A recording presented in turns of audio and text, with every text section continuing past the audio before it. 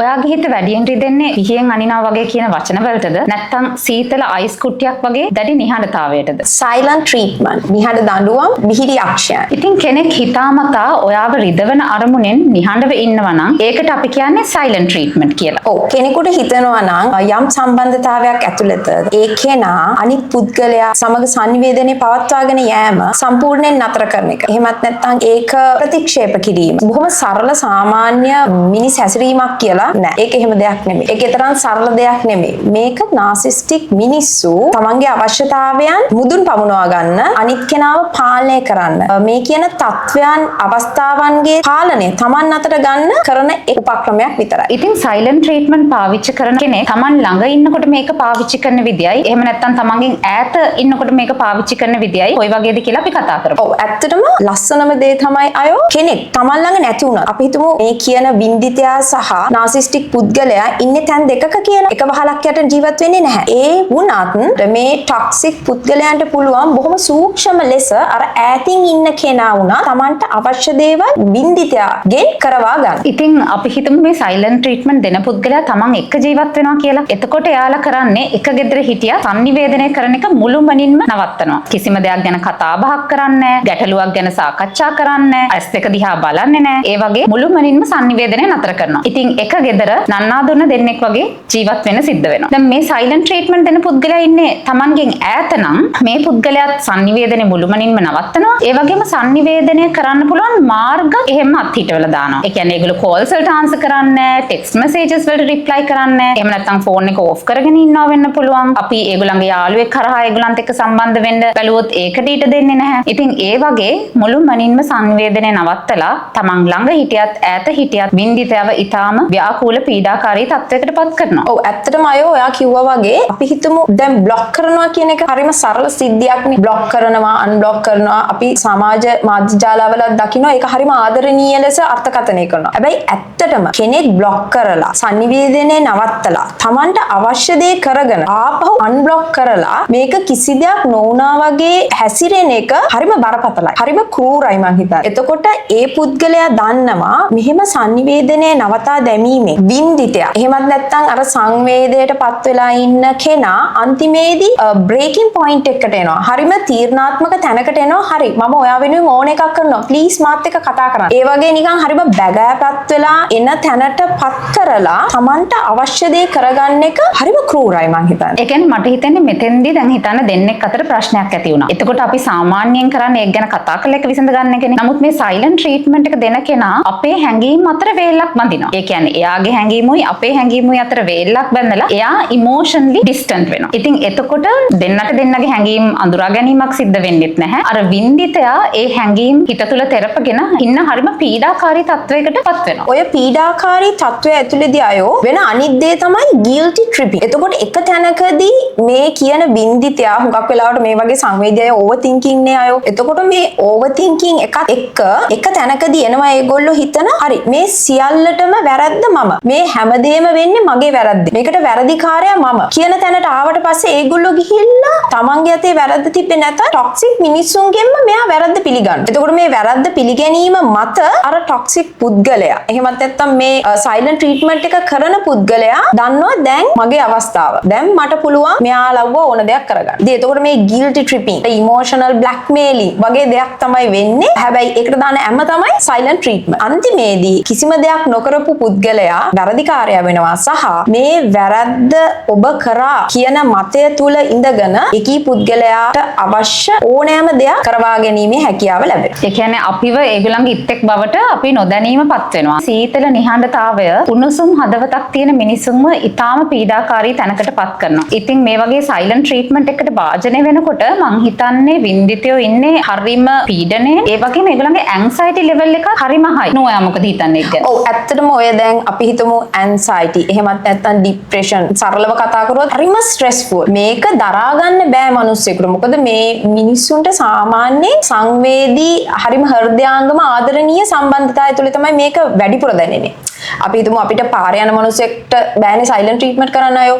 එතකොට තමන්ට සංවේදී තමන්ට බොහොම ආදරණීය මිනිස්සු මෙහෙම කරද්දි දැනෙනවා වැඩි. එතකොට අර වින්දිත භාවයට ලක් වෙන පුද්ගලයා මානසිකව බොහෝම නිකන් ඩ්‍රේන් වෙනවා. අපි කියන්නේ නිකන් දිය වෙලා යනවා. එයාව එළියට ගන්න බැරි කළු කුහරයකට වැටෙනවා. අපි ඇත්තටම දන්නෙත් නැහැ අයෝ සමහර වෙලාවට අපි ගොදුරක්ද නැද්ද කියලා. ඉතින් මේකේ අපි ගොදුර බවට පත් වෙලා කියන එක හඳුනා ගැනීමම බොහොම වැදගත්. ඔව් මට හිතෙන්නේ නෝ මේ සයිලන්ට් ට්‍රීට්මන්ට් එකක් දෙන කෙනෙක් එක්ක ජීවත් වෙන එක හරියට පිපිරෙන්නේ නැති බෝම්බයක් එක්ක ජීවත් වෙනවා වගේ. මොකද අපි දන්නවා ඒක පිපිරෙන්නෙත් නැහැ. නමුත් ඒක බෝම්බයක්. ඉතින් භයානකයි කියලා අපි දන්නවා. ඒ නිසා අපි මේ තත්ත්වෙ විඳව ජීවත් වෙන්න පටන් ගන්නවා. සයිලන්ට් ට්‍රීට්මන්ට් කියන තත්ත්වය හඳුනා ගැනීම සහ ඉන් එළියට ඒම වැදගත් වෙන්නේ ඒ නිසායි. මොකද මේ විදිහට ස්ට්‍රෙස්ෆුල් සිටුේෂන්ස් වල දිගටම ඉන්නවා කියන්නේ ඒක මානසිකව පමණක් නෙමෙයි ඔයගොල්ලෝගේ ශාරීරිකව බොහොම භයානක විදිහට එළියට එන්න පුළුවන් අවස්ථා තියෙනවා. විවිධ නම් වලින්, විවිධ ලේබල් වලින් සහ විවිධ රෝගවල හැඩයෙන් මේක එළියට එන්න පුළුවන්. අනිත් එක මට හිතෙනවා මේ වගේ දේවල්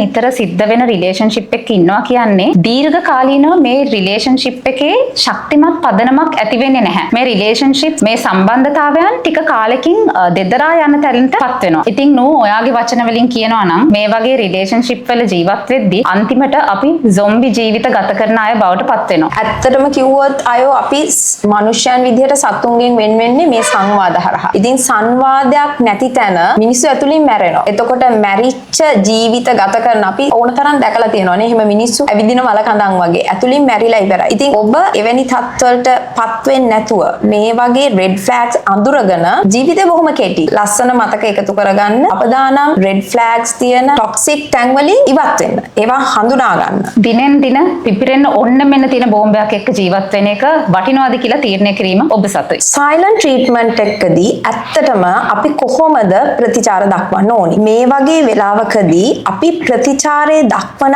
ආකාරය, ප්‍රතිචාර දක්වන්න අප ගන්න කාලය, ඒ වගේම ඒකෙදි අපි හැසිරෙන විදිය ඊටාම වැදගත්. එහා පැත්තේ ඉන්න ටොක්සික් එහෙමත් නැත්නම් නාසිස්ටික් පුද්ගලයාගේ මේ වගේ සයිලන්ට් ට්‍රීට්මන්ට්ස් වලට සමාන තවත් බොහෝ උපක්‍රම ඉදිරියේදී ඔබ කරන්න දිරි ගන්නවද? එහෙමත් නැත්නම් ඒවා එහෙම්මම නවත්තා ගන්නවාද කියන්න තීරණය කරගන්න ඔබගේ ප්‍රතිචාරය බොහොම වැදගත් නේද? ඔව් මට හිතෙනවා නෝ මේ වගේ වෙලාවක කරන්න පුළුවන් හොඳම දේ ඉස්සෙල්ලම සංසුන්ව සිටීම. ඒ කියන්නේ මෙහෙම වුණාම අපි ආදරය කරන කෙනෙක්, අපිට ලෙන්ගතු කෙනෙක් අපිට මේ සයිලන්ට් ට්‍රීට්මන්ට් දෙන්න ගත්තාම අපි පැනික් වෙනවා. ඒ කියන්නේ අපි දැඩිව කලබල වෙලා බය වෙනවා. අපි ඒගොල්ලන්ට නොනවත්වා කෝල් කරන්න පටන් ගන්නවා, ටෙක්ස්ට් කරන්න පටන් ගන්නවා. ගෙදර ඉන්නවා නම් අපි නිතර පස්සෙන් ගිහිල්ලා කරදර කරනවා. අයියෝ යා මට කතා කරන්නේ නැත්තේ, අයියෝ මට අවධානය දෙන්නේ නැත්තේ, මම මොකද්ද ඔයාට කරපු වැරද්ද? කිකි අපි හැමතිස්සෙම උත්තර හොය මෙයාලගේ පස්සෙන් යනවා. එහෙම දැඩි ලෙස කලබල වෙන්නේ නැතුව අපි සංසුන් වෙන්න ඕන. සංසුන් වෙලා මෙතෙන්දී අපි අවබෝධ කරගන්න ඕනේ මෙතෙන්දී ඇත්තටම ප්‍රශ්නේ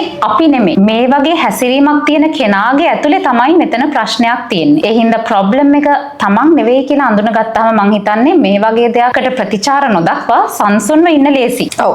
ඇත්තටම ඔය කියන සංසුන් භාවය අපි රැකගන්න. එහෙමත් නැත්නම් සංසුන් භාවය නඩත්තු කරන්න, මේන්ටේන් කරන්න ඒක අපි මේ කියන තරම් ලේසි නෑ. ඇත්තටම ලොකු කාලගෝට්ටියක් එළියේ සිද්ධ වෙද්දී මනස ඇතුලේ තියෙන සංසුන් භාවය රැකගන්නවා කියන්නේ හරිම චැලෙන්ජින්. හරිම අභියෝගාත්මකයි. ඉමෝෂනල් ඉන්ටෙලිජන්ස් කියන්නේ ඇත්තටම තමන්ගේ හැඟීම් පිළිබඳව තමන්ට ඇති දැනුවත් භාවය. තමන් ඒ පිළිබඳව තියෙන ඥානය සහ ඒ හැඟීම් කොයිතරම් දුරට ඔබට පාලනය කරගන්න පුළුවන්ද? මොකද ඔබේ හැඟීම් ඔබ පාලනය කරගත්තේ නැත්නම් ඒ හැඟීම් ඔබ පාලනය කරන්න පටන් ගන්නවා. ඒක ප්‍රශ්නයක්. ඉතින් එතකොට හුඟක් ගැටලුකාරී අවස්ථාවලදී වගේම මේ වගේ සයිලන්ට් ට්‍රීට්මන්ට් එකක් තුල ඔබ යනකොට අපි දන්නේ නැහැ ඒක ඒ පුද්ගලයා කොයිතරම් කාලයක් ඇදගෙන යන්න බලාපොරොත්තු වෙනවද? ඒක පැය ගාණක් වෙන්න පුළුවන්, පැය 24ක් වෙන්න පුළුවන්. එහෙම නැත්නම් දින ගාණක් වෙන්න පුළුවන්. සමහර වෙලාවට අපි දැකලා තියෙනවා බොහොම ක්‍රූර ලෙස මාස ගණන් ඇදගෙන යන ඒවා තියෙනවා. ඊට පස්සේ කිසිම දෙයක් නොවුනා වගේ ආපහු අර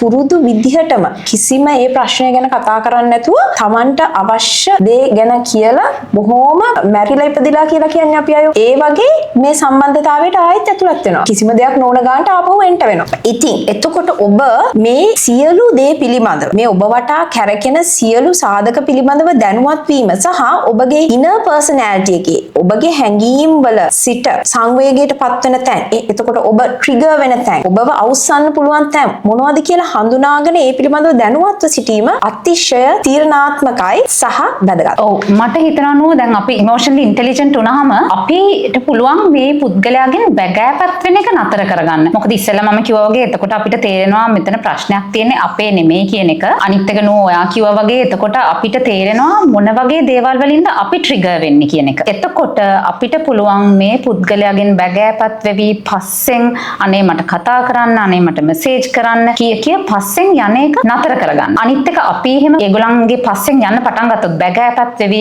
ඒගොල්ලන්ගේ අවධානය සහ සංනිවේදනය ඉල්ලන්න පටන් ගත්තොත් වෙන්නේ එයාලට අවශ්‍ය සප්ලයි එක අපි දෙනවා. එයාලට ඇත්තටම අපෙන් අවශ්‍ය එකයි. ඒගොල්ලන්ව පූජාසනයක තියලා අපි ඒගොල්ලන්ගේ පස්සෙන් එයාලගේ අවධානය ඉල්ල එන එක ඒගොල්ලන්ට බොහොම ලොකු දෙයක්. ඉතින් අපි තීරණය කරොත් නැහැ මම බැගෑපත් වෙන්නේ නැහැ මම සංසුන්ව ඉන්නවා කියලා. එතකොට එයාලට තේරෙනවා හරි මම මේ කරපු දේ දැඩි බලපෑමක් මේ අනිත් පුද්ගලයාට වෙලා නැහැ කියන එක.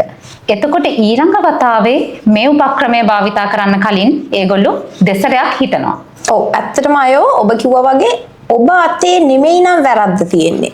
ඔබ දන්නවා නම් ඔබ නෙමෙයි මෙතන වැරද්ද කරපු පුද්ගලයා. මේ ගැටලුකාරී අවස්ථාවන් එහෙමත් නැත්නම් ගැටලුකාරී තත්ත්වයන් නිර්මාණය කළේ ඔබ නොවේ නම් ඔබ මෙවැනි සයිලන්ට් ට්‍රීට්මන්ට් වලට ප්‍රතිචාර දැක්වීමේදී ඒ ප්‍රතිචාරය තුලින් මේ වගේ ගැටලුකාරී තත්ත්ව නැවත අනාගතයේදී නිර්මාණය වෙනවාද නැද්ද කියන එක තීරණය කරන්නේ ඔබ. මොකද ඔබේ ප්‍රතිචාරය ඒ තරම්ම වැදගත්. විශේෂයෙන්ම කතා කරොත් අය අපි හිතමු පවුලක් ළමයි ඉන්නවා. ස්වාමියා සහ බිරිඳ පමණක් නෙමෙයි. පොඩි ළමයිනුත් ඉන්නකොට මේ ක්‍රමය බිරිඳ එක්ක වැඩ කරා නම් ඒක දරුවන්ටත් ඇප්ලයි කරන එක නොවෙයි කියන අනුමානයට ඔබ එන්න එපා. ඒක වෙන්න. ඒක ළමයින්ටත් සයිලන්ට් ට්‍රීට්මන්ට් එකක් කරලා ළමයිව පාලනය කරන්නත් බොහෝ සෙයින් ඉඩකඩ තියෙනවා. මොකද ඒගොල්ලොන්ගේ මොලේ වයරින් වෙලා තියෙන්නෙම මේවා හරියනවා නම් ඒවා පාවිච්චි කරන්න. ඉතින් එතකොට ඔබගේ ප්‍රතිචාරය තුළ ළමයින්ගේ අපි කියන්නේ childhood trauma ඇති කරනවද ගෙදර ඇතුලේ නැද්ද කියන එකත් ඔබගේ ප්‍රතිචාරය මත රැඳෙනවා කියන එක පොඩ්ඩක් අවධානය තියාගන්න ඕනි. ඇත්තටම හරියටම හරිනු. ඒ වගේම මේ සයිලන්ට් ට්‍රීට්මන්ට් එකට අපි ලක් වෙනකොට අපිට තව කරන්න පුළුවන් දෙයක් තමයි අවධානය අපි වෙත යොමු කර ගැනීම. ඒ කියන්නේ මේ සයිලන්ට් ට්‍රීට්මන්ට් එක දෙන පුද්ගලයාටම අපේ අවධානය දෙන්නේ නැතුව එයාලගෙන් අවධානය sannivedanaya ඉල්ල පස්සෙන් යන්නේ නැතුව අපේ අවධානය අපි වෙත යොමු කරනවා. අපි ලස්සනට අඳින්න උත්සාහ කරනවා. එතකොට අපිට පුළුවන් අපේ විනෝදාංශයක නිරත වෙන්න. එහෙම නැත්නම් රැකියාවට ගියාම අපි එතන වැඩ කටයුතු වලට අපේ අවධානය 100% දෙනවා. එහෙම අපි වෙත හැරෙනවා. මං හිතන්නේ එතකොට අපිට ටික අර අනිත් පුද්ගලයන්ගෙන් sannivedanaya සහ ආදරය සහ අවධානය ඉල්ල යන්න තියෙන උවමනාවත් අඩු වෙනවා. මං හිතන්නේ එතකොට ටික අපි අපේ දියුණුවට පාර සලසා ගන්නවා. අයෝ කියන්නේ self growth එක ගැන. ඔබගේ self growth එක. එහෙමත් නැත්නම් ඔබගේ වර්ධනය, ඔබගේ පෞරුෂත්වය, එහෙමත් නැත්නම් මානසික නිදහස, ඔබගේ වෘත්තියක් වෙන්න පුළුවන්. ඒ වගේ දෙයකට අවධානය යොමු කරලා ඒකේ වර්ධනය පිළිබඳව ඔබගේ 100%ක් අවධානය යොමු කරාම වෙන සුබ දේවල් හුඟක් තියෙනවා. එතකොට අපි හිතමු බාහිරින් ගත්තොත් ඔයා හරිම හැපි. මූණ හරිම ලස්සන වෙනවා. මොකද අපි ඇතුලෙන් uncomfortable නෑ. අපි ලොකු බරක් දරාගෙන නෑ. ඒක ඔබේ මූණෙන් රිෆ්ලෙක්ට් වෙන්න තියෙන ඉඩකඩ බොහොම වැඩි. ඒ වගේම තමයි අයෝ කියන්න ඕනි මේ වගේ වෙලාවකදී බොහොම ලොකු අවදානමක් තියෙනවා වෙනත් සම්බන්ධතාවලට යොමු වෙන්න. එහෙමත් නැත්නම් මේ නොලැබෙන අවධානය. දැන් ඔබ ඉන්නේ සයිලන්ට් ට්‍රීට්මන්ට් එකකදී අවධානය නොලැබෙන අවස්ථාවකනේ. එතකොට මේ අවධානය වෙන තැන් වලින් ඔබ හොයන්න තියෙන ඉඩකඩ බොහොම වැඩි. ඒක ඇත්තටම හරිම මානුෂීයයි. මානුෂීයයි සහ හරිම සාධාරණයි. හැබැයි ඔබ මේ වගේ මානසික අවපීඩනයකට එහෙමත් නැත්නම් emotionally imbalance. ඒ කියන්නේ ඔබ සමබර නෑ මේ වෙලාවේ. ඔබ ගැටලුවක් මත ගමන් කරමින් ඉන්නේ. ඒ වගේ වෙලාවකදී ඔබ ගන්නා තීරණ ඔබගේ ජීවිතයේ ලොකු තීරණ ගන්න ඉන්නවා නම් ඒවා හරියන්න තියෙන අවස්ථාව percentage එක ටිකක් අඩු වෙන්න පුළුවන්. මොකද ඔබ ඉන්නේ ගැටලුවක. එතකොට ගැටලුවක් වෙලාවකදී තවත් තීරණ ගන්න තරම් පැහැදිලි මනසක් නැහැ අපිට. ඉතින් ඒ වෙලාවේ අර තමන්ගේ self growth එකට අවධානය යොමු කරන එක වැදගත් වෙන්නේ ඒකෙන් අර වැරදි තීරණ වලට. එහෙමත් නැත්නම් වැරදි තැන් වලින් අවධානය ලබා ගැනීමට ගන්නා තීරණ වැළකෙන නිසා. කෙනෙකුට හිතෙනවා නම් මේ හැම උපක්‍රමයක්ම භාවිතා කළා ඒත් මේකෙන් ගැලවෙන්න බෑ කියලා. ඔබ මේ නිසා ඊටාම දැඩි පීඩනයක ඉන්නවා නම් මට හිතෙන්නේ එතනින් ගැලවෙන්න තියෙන හොඳම ක්‍රමය වෘත්තීයමය උපදේශනයට යොමු වෙන එක. ඔව් අයෝ. ඇත්තටම මේ වෘත්තීයමය උපදේශනය කියන එක අපි නිකන් අනවශ්‍ය ලෙස බැරෑරුම් කරලා ගන්න බරපතල කාරණයක්. එහෙමත් නැත්නම් මේ පිස්සුවකට බෙහෙත් ගන්න යනවා වගේ සමාජයේ තියෙන මේ නිකන් ස්ටිග්මාස් නේ. ඒ වගේ තැනකට යන්න ඕනේ නැහැ. අපි පැනඩෝල් පෙත්තක් ගන්නවා නම් පොඩි හිසරාදයකදී මේකත් ඒහා සමානමයි. මේ කාරණේදී තියෙන අනික් බැරෑරුම් දේ තමයි අයෝ අපි හිතමු මෙහෙම සුදුසුකම්ලත් කෙනෙක් ගාවට යන්නේ නැතුව අපි කවුරු හරි අපිට කම්ෆර්ටබල් එහෙමත් නැත්නම් අපි දන්නේ යාළුවෙක්ගෙන් ඥාතියෙක්ගෙන් හිතවතෙක්ගෙන් ගන්නවා. එතකොට ඒගොල්ලෝ ඒ ප්‍රශ්න වලට උත්තර දෙන්නේ ඇත්තටම විසඳුම් ලබා දෙන්නේ ඒගොල්ලොන්ගේ පර්සනල් එක්ස්පීරියන්ස් වලින්. අපි දන්නේ නැහැ මේ පර්සනල් එක්ස්පීරියන්ස් කොයි විදිහට ආපු ඒවද ඍණාත්මක ඒවද ධනාත්මක ඒවද. ඉතින් ඒකේ ලොකු අවධානමක් තියෙනවා. ඊට වඩා බොහොම ලේසි සහ බොහොම පැහැදිලි මාර්ගය ඔබ හරි තැනට ගියොත්. ඉතින් ඒක බොහොම වැදගත්. ඒ කියන්නේ උපදේශනයට යොමු වුණා කියන එකෙන් කියවෙන්නේ නැහැ ඔබ දුර්වල පුද්ගලයෙක් කියන එක. මට හිතෙන්නේ එතෙන්ට යොමු වෙන්න අවශ්‍යයි කියලා තීරණයක් ගැනීමම ඔබ ශක්තිමත් පුද්ගලයෙක් කියලා පෙන්වුම් කරනවා. ඉතින් මේ වගේ සයිලන්ට් ට්‍රීට්මන්ට් එක ඔබ හිර වෙලා ඉන්නවා නම් ඔබ ගොදුරක් වෙලා ඉන්නවා නම් පළවෙනිම දේ තමයි ඒ පිළිබඳව දැනුවත් වීම. තමන්ගේ ගැටලුව හඳුනා ගැනීම.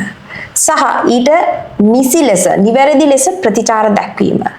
එහෙමත් නැත්නම් මේ ඔක්කොගෙම ඔබට ගැලවීමක් නැත්නම් හිතනවා නම් තවමත් මම එක තැන හිර වෙලා පල් වෙනවා කියලා අනිවාර්යෙන් ඔබ වෘත්තීයමය තල්ලුවක් ගන්න පැකිලෙන්න එපා. ඔව්. ඒ වගේම මේ වගේ දේවල් වලට භාජනය වෙනවා නම් ඒක තමන්ගේ ජීවිතයේ අවසානය කියලා හිතන්න එපා. මේ වගේ උගුලකින් ගැලවෙන්න අපිට ඕනෑතරම් උදව් සහ ක්‍රම තියෙනවා. ඔබ නොදැනුවත්වම ඔබ පාලනය කළ හැකි කෙනෙක් බවට පත් වෙලාද කියලා ඔබටම ස්වයං අධ්‍යයනයක් කරගන්න පුළුවන් ඉඟි 10ක් මෙන්න. 1. අනවශ්‍ය ලෙස සෝරි කියන එක. තමන් වැරද්දක් කළා නැත්නම් අනවශ්‍ය විදියට සමාව ඉල්ලන්න අවශ්‍ය නැහැ. 2. අනවශ්‍ය විහිළු වලට එහෙමත් නැත්නම් ඔයාව පහත හෙලන විහිළු වලට ඒගොල්ලොත් එක්කම එකතු වෙලා hina වෙන එක. තමන්ගේ ආත්ම ගරුත්වය රැක ගැනීම තමන්ගේ වගකීමක්. 3. අන්තිම මොහොතේ කරන යෝජනා එහෙමත් නැත්නම් ඊටාම හදිස්සිය ගන්න තීරණ වලට ඔබ එකඟ වීම. ඕනවට වැඩිය තමන්ව කෙනෙක්ට අවේලබල් කරන්න ඕනේ නැහැ. 4. තමන්ගේ තීරණ අනවශ්‍ය ලෙස පැහැදිලි කරන්න දෙන එක. එහෙමත් නැත්නම් ඒ තීරණ වලට නිදහසට කාරණා කීම. තමන්ගේ තීරණවල අයවැය අනිත් අය එක්ක කිරා බලන්න අවශ්‍ය නැහැ. 5. තමන්ට අන්කම්ෆර්ටබල් වුණත් තමන් කොච්චර අපහසුයෙන් වුණත් ඒ අවස්ථාවන්ට සහ ඒ පුද්ගලයන්ට අනුකූල වෙන ලෙස තමන්ව හැඩගස්වා ගැනීම. තමන්ට ගෞරවයක් ලැබෙන්නේ නැති තැනින් නැගිටලා යන එක තමන්ගේ වගකීම. 6. red flags එහෙමත් නැත්නම් රතු එලි පෙනි නොසලකා හැරීම. රතු එලියක් දැක්කොත් බේරිලා යන්න. 7. mixed signals එහෙමත් නැත්නම් රතු එලි සහ කොළ එලි මිශ්‍රව ඔයාට දෙනකොට ඒව බාර ගන්න එක. රතු එලි සහ කොළ එලි එක තැනක තිබීමම රතු එලියක් කියලා අවබෝධ කරගන්න. අන්තිම එක ඔබගේ ජීවිතයට බලපාන ඔබගේ තීරණ අනික් අය ගන්නාතුරු බලා සිටීම. ඔබගේ ජීවිතය පිළිබඳ තීරණ ඔබ ගන්න. එසේ නැත්නම් ඒ වගකීම වෙන කවුරු හරි ඊට කරાવી.